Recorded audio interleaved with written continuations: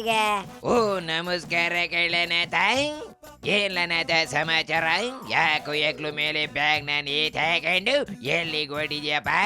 ಎಂತ ಇಲ್ಲ ಮಾರ್ಯಾರೆ, ಈಗ ಜೋರಾಗಿ ಮಳೆ ಸುರಿತಾ ಉಂಟಲ್ಲ, ಅದಕ್ಕಾಗಿ ಮಳೆಯಿಂದ ಚಳಿ ಜಾಸ್ತಿ ಆಗಿದೆ ಮಾರ್ಯಾರೆ. ಅದಕ್ಕೆ ಸಿಟಿಗೆ ಹೋಗಿ ಒದ್ದಿಕೊಳ್ಳುವುದಕ್ಕೆ ಎಂತದಾದ್ರೂ ತೆಗೆದುಕೊಂಡು ಬರೋಣ ಅಂತ ಹೊರಟಿದ್ದೀನಿ ಮಾರ್ಯಾರೆ. ಏ ಮರ್ಲನಾಥ, ನೀನು ಬೆಡ್ಶೀಟ್ನ ತರ್ಲಿಕ್ಕೆ ಸಿಟಿಗೆ ಹೋಗ್ಬೇಕೇನಪ್ಪ? ಹಾಗೇನು ಇಲ್ಲ ಮಾರ್ಯಾರೆ, ನಾನು ಮೊದಲಿಂದಲೂ ಸಿಟಿಯಿಂದಲೇ ತರುತ್ತಿದ್ದು ಮಾರ್ಯಾರೆ. ಹೀಗಾಗಿ ಬೇರೆ ಕಡೆ ಎಲ್ಲಿ ಸಿಗುವುದೆಂದು ನನಗೆ ಗೊತ್ತಿಲ್ಲ ಮಾರ್ಯಾರೆ. ಓಯ್ ಗುಂಜಪ್ಪನವ್ರೆ, ನೀವು ನನ್ನ ಜೊತೆ ಬನ್ನಿ, ಒಳ್ಳೆ ರೇಟಿಗೆ ಒಂದು ಬೆಡ್ಶೀಟ್ ಕೊಂಡುಕೊಂಡು ಬರೋಣ. ಲೇ ಮುಟ್ಟಾಳ್ ನನ್ನ ಮಗನೇ, ಸಿಟಿಗೆ ಹೋಗಿ ದುಡ್ಡನ್ನ ಯಾಕ್ಲ ಹಾಳು ಮಾಡ್ಕೊಂತೀಯ? 250 ರೂಪಾಯಿ ಕೊಡ್ಲ ಸಾಕು, ಮನೆ ಮಂದಿ ಎಲ್ಲ ಓದ್ಕೊಳ್ಳೋಷ್ಟು ದೊಡ್ಡ ಕೌದಿ ಕೊಡಿಸ್ತೀನಿ ನಿಂಗೆ. ಓಯ್ ಗುಂಜಪ್ಪನವರೇ, ನಿಮಗೆಂತದ್ದು ಮರಲ? 250 ರೂಪಾಯಿಗೆ ಈಗ ಒಂದು ಟವಲ್ ಬರುವುದಿಲ್ಲ ಮಾರ್ಯಾರೆ, ಇನ್ನು ದೊಡ್ಡ ಕೌದಿ ಬರ್ತದೇನು? ಎಲ್ಲಿದೆ ಮಾರ್ಯಾರೆ ಅದು? ಒಮ್ಮೆ ತೋರಿಸಿ ನೋಡುವ. ಓಹೋ, ಹಂಗಾದ್ರೆ ಇಲ್ಲಿಗೆ ನೀನು ಈ ಕೌದಿನೇ ಕೊಂಡಿಲ್ವೇಲ? ಶಾಬಾಷ್ ಕಳ್ಳನಾಥ, ಶಾಬಾಷ್. ಬರ್ಲ ಕೌದಿ ಹೆಂಗಿರುತ್ತೆ ಅಂತ ಒಂದ್ ಕಿತ ನೋಡ್ಕೊಂಡ್ಬಿಡುವಂತೆ. ನೋಡ್ಲ ಕಣ್ಣ ನೀಟಾಗಿ ಅಗ್ಲಿಸ್ಕೊಂಡು. ಅಯ್ಯಯ್ಯಯ್ಯೋ, ಇದೆಂತ ಸಾವು ಮಾರ್ಯಾರೆ! ನೋಡಲಿಕ್ಕೆ ಅರಕಲು ಬಟ್ಟೆನ ಸೇರಿಸಿ ಒಳ್ದು ಟ್ಯಾಪೆ ಹಚ್ಚಿದಾಗಿದೆ. ಇದನ್ನು ನಾವು ಒತ್ತಿಕೊಳ್ಳಬೇಕಾ? ಲೇ ಅಂಡೆ ಪಿರ್ರಾಕಿ ನನ್ನ ಮಗನೇ, ನೀನು ಚಂದದ ಗೊಂಬೆ ಇರೋ ಬೆಡ್ಶೀಟ್ನ ಓದ್ಕೊಂಡು ಮಲ್ಗೋಕೆ ಪ್ರದರ್ಶನಕ್ಕೆ ಏನಾದ್ರೂ ಮಲಗ್ತೇನಪ್ಪ? ಚಳಿನಲ್ಲಿ ಮನೆಯೊಳಗೆ ಬೆಚ್ಚಿಗೆ ಓದ್ಕೊಂಡು ಮಲ್ಗಕ್ಕೆ ಯಾವ್ದಾದ್ರೂ ಎಲ್ಲ ಗೊಂಬೆ ಇದನ್ನೇ ತಕೊಳ್ಳಲ್ಲ ಸಾಕು. ಇದು ನನ್ನಿಂದ ಸಾಧ್ಯ ಅಲ್ಲ ಮಾರ್ಯಾರೆ, ಬೇಕಿದ್ದರೆ ನೀವೇ ನಿಮ್ಮ ಮನೆಗೆ ತೆಗೆದುಕೊಂಡು ಹೋಗಿ ಮಾರ್ಯಾರೆ. ಈ ಟ್ಯಾಪೆ ಹಚ್ಚಿರುವುದು ನನಗೆ ಸುತಾರಾಮ್ ಬೇಡ ಮಾರ್ಯಾರೆ. ಲೇ ಅವಿವೇಕಿ ನನ್ನ ಮಗನೇ, ಈ ಕೌದಿ ಬಗ್ಗೆ ಅಷ್ಟೊಂದು ಹಗುರವಾಗಿ ಮಾತಾಡಬೇಡ ಕಳ್ಳ.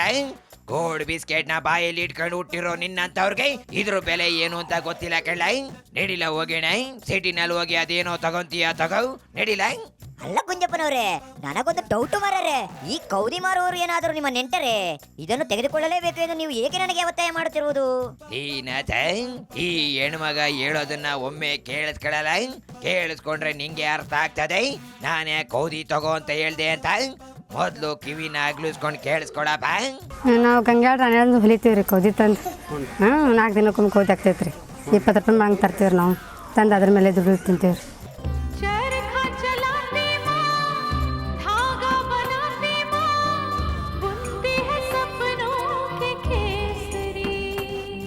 ಅರ್ವಿ ಚಲೋ ಚಲೋ ತಂದು ಕ್ಯಾರ 4 ತಕೊಂಡು ಹಾಕಿ ಹೊಲದು ಕೊಟ್ಟು ಬರ್ತೀವಿ ರೀ ಕ್ಯಾರ.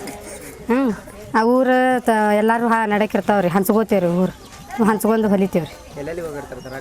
ನೀವು ಹುಬ್ಬಳ್ಳಿ ದಾಟ್ ಹೋಗ್ತೀವಿ ರೀ, ಗಂಗ್ಯಾಳ ರಾಣ್ಯಾಳ ಹಿಂಗೆ ಹಂಚ್ಕೋತೀವಿ ರೀ. ಹಂಚ್ಕೊಂಡು ತರ್ತೀವಿ ರೀ. ಅಲ್ಲಿಂದ ರೇವಿ ತಂದು ಇಲ್ಲಿ ನಮ್ಮ ಹೆಬ್ಬಳ್ಳಿ ಊರಾಗ ಬಂದು ಹೊಲದು ಮಾಡ್ತೀವಿ ರೀ. ಇಲ್ಲೇ ಹುಬ್ಬಳ್ಳಿಂದ ತರ್ತೀವಿ ರೀ ದಾರನದು ರೀ. ಅದು ದಾರ ತಂದು ಕ್ಯಾರ ಅದೇ ಹಾಕಿರಿ 4 ದಿನಕ್ಕೊಮ್ಮೆ ಕೌದಿ ಹೊಲದು. ಎಲ್ಲಿ ಲಾಭ ಏನು ಆಗೋಂಗಿಲ್ಲ ರೀ, ಅದ್ರಾಗ ಏನು ನಿರ್ವಾಣ ಇಲ್ಲಲ್ರಿ, ಹೊಳೆ ಮಠ ದುಡಿ ಮೇಲೆ. ಅಲ್ಲ ಗುಂಜಪ್ಪನವರೇ, ಈ ಕೌದಿ ಒಲಿಯೋದ್ರಿಂದ ಹೊಟ್ಟೆ ತುಂಬುವುದಿಲ್ಲವೆಂದರೆ ಈ ಕೆಲಸವನ್ನು ಎಂತದಕ್ಕೆ ಮಾಡಬೇಕು ಮಾರ್ಯಾರೆ? ನಾಥ, ನೀನು ಸಿಟಿಗೆ ಹೋಗಿ ಗೊಂಬೆ ಇರೋ ಚಂದನೆ ಬೆಡ್ಶೀಟ್ನ ತಗೋತೀಯ ಕಳ್ಳ, ಅದನ್ನ ತೆಪ್ಪ ಅಂತ ನಾನೇನು ಹೇಳ್ತಿಲ್ಲ. ಆದ್ರೆ ಆ ಸಿಟಿನಲ್ಲಿರೋ ಬೆಡ್ಶೀಟ್ನಲ್ಲಿ ಬರೀ ವ್ಯಾಪಾರದ ಮುಖ ಇರುತ್ತೆ ಹೊರತು ಯಾವುದೇ ಫೀಲಿಂಗ್ಸ್ ಕೊಂಡವ್ರಿಗೂ ಇರಕ್ಕಿಲ್ಲ, ತಗೊಳ್ಳೋರ್ಗೂ ಇರಕ್ಕಿಲ್ಲ ಕಳ್ಳನಾಥ, ತಗೊಳ್ಳೋರ್ಗೂ ಇರಕ್ಕಿಲ್ಲ. ಅದೇ ನೀನ್ ಈ ಕೌದಿನ ತಗೊಂಡು ಹೋದ್ರೆ ಏನೇನ್ ಅನುಕೂಲ ಇದೆ ಗೊತ್ತೇಲ್ಲ? ನೀನ್ ತಗೊಳ್ಳೋ ಒಂದು ಕೌದಿಯಿಂದ ಇವ್ರಿಗೆ ಒಂದು ಹೊತ್ತಿನ ಊಟ ಸಿಗುತ್ತೆ ಕಳ್ಳ. ಇನ್ನೊಂದೇನ್ ಗೊತ್ತಿಲ್ಲ, ಇವರು ಕೌದಿ ರೆಡಿ ಮಾಡೋದು ಬರೀ ವ್ಯಾಪಾರಕ್ಕಷ್ಟೇ ಅಲ್ಲ ಕಳ್ಳ, ಇದು ಅವರ ತಲಾಂತರದಿಂದ ಬಂದಿರೋ ಕಸುಬು ಕಳ್ಳನಾಥ, ಕಸುಬು. ಅದಕ್ಕೆ ಕಳ್ಳನಾಥ, ನೀನು ಈ ಕೌದಿನ ತಗೊಂಡ್ರೆ ಅವರ ಕಸುಬನ್ನ ಉಳಿಸಿ ಬೆಳೆಸ್ದಂಗಾಗ್ತದೆ ಕಳ್ಳನಾಥ, ಬೆಳೆಸ್ದಂಗಾಗ್ತದೆ. ಜೊತೆಗೆ ಇದು ನಮ್ಮ ದೇಶಿ ಕುಲ ಕಸುಬುಗಳ, ಬೇರೆವೆಲ್ಲ ಪರದೇಶಿ ಹೊದಿಕೆಗಳು ಅನ್ನೋದನ್ನ ಮೊದಲು ಅರ್ಥ ಮಾಡ್ಕೊಳ್ಳಲ್ಲ ಬೇಕು. ಅಲ್ಲ ಗುಂಜಪ್ಪನವರೇ, ಇವರು ಬರೀ ಕುಲ ಕಸುಬು ಎಂದುಕೊಂಡರೆ ಹೊಟ್ಟೆ ತುಂಬುವುದು ಹೆಂಗೆ ಮಾರ್ಯಾರೆ? ಮುಚ್ಚಲ ಬಾಯಿ ಬೇಕು ನನ್ನ ಮಗನೇ, ನಿನ್ನಂತ ಚಿಕ್ಕ ಮನಸ್ಸಿರೋರ್ಗೆ ಇದೆಲ್ಲ ತಮಾಷೆ ಅನ್ಸುತ್ತೆ ಕಳ್ಳ, ತಮಾಷೆ ಅನ್ಸುತ್ತೆ. ಅಲ್ಲ ಕಳ್ಳ ಮರ್ಲನಾಥ, ಮಂಗಳೂರಿನಲ್ಲಿ ಮೀನ್ ಹಿಡಿಯೋದನ್ನ ಬಿಡು ಅಂದ್ರೆ ನೀನು ಬಿಡ್ತೇಲ್ಲ? ಇದೆಂತ ಸಾವು ಮಾರ್ಯಾರೆ, ನನಗೆ ಗೊತ್ತಿರುವುದೆಂದರೆ ಅದೊಂದೇ ಮಾರ್ಯಾರೆ, ಅದನ್ನು ಬಿಟ್ಟು ಎಂತ ಮಾಡಿ ನಾನು? ಇದು ಹಂಗೆ ಕಳ್ಳನಾಥ, ಇದು ಹಂಗೇನೆ. ರೀ ಗುಂಜಪ್ಪನವರೇ, ಇವರ ವೃತ್ತಿ ಉಳಿಯಬೇಕಾದರೆ ನನ್ನ ಹತ್ರ ಒಂದು ಒಳ್ಳೆ ಐಡಿಯಾ ಇದೆ ಮಾರ್ಯಾರೆ. ಅದೇನಂತ ಹೇಳಲ್ಲ, ನಾನು ಕೇಳ್ಬಿಡ್ತೀನಿ. ಎಂತ ಅಂತ ಹೇಳ್ತೀನಿ ನೋಡಿ ಮರ್ಯಾರೆ. ಸಿಎಂ ಸಿದ್ದರಾಮಯ್ಯನವರಿಗೆ ಹೇಳಿ ಆಧಾರ್ ಕಾರ್ಡ್ ಇರೋರಿಗೆಲ್ಲ ಕೌದಿ ಬಾಗಿ ತಂದರೆ ಹೇಗಿರುತ್ತೆ ಮರ್ಯಾರೆ. ಬೇಕು ಪುಣ್ಯ ನಿಮಗೇನೆ ಹಾಗೇನಾದ್ರೂ ಮಾಡಿದ್ರೆ ಕೌದಿಗೆ ಬೆಲೆ ಇಲ್ದಂಗ ಆಗ್ಬಿಡುತ್ತೆ ಕಳೆ. ಇಲ್ಲಿವರೆಗೂ ನಿಮ್ಮ ಸಿಎಂ ಮಾಡಿರೋ ಯಾವ ಭಾಗ್ಯನು ಮರ್ಯಾದೆ ಉಳಿಸ್ಕೊಂಡಿಲ್ಲ ಕಳೆನಾಥ, ಮರ್ಯಾದೆ ಉಳಿಸ್ಕೊಂಡಿಲ್ಲ. ಅದಕ್ಕೆ ಅದನ್ನೆಲ್ಲ ಬಿಟ್ಟು ಮೊದ್ಲು ನೀನ್ 2 ಕೌದಿನ ತಗೊಳಪ್ಪ. ನೀನು ನೋಡಿ ನನ್ನ 4 ಜನ ತಗಂತಾರೆ, ಗೊತ್ತಾಯ್ತೇನಪ್ಪ? ನಾನಿನ್ನು ಬರ್ತೀನಿ.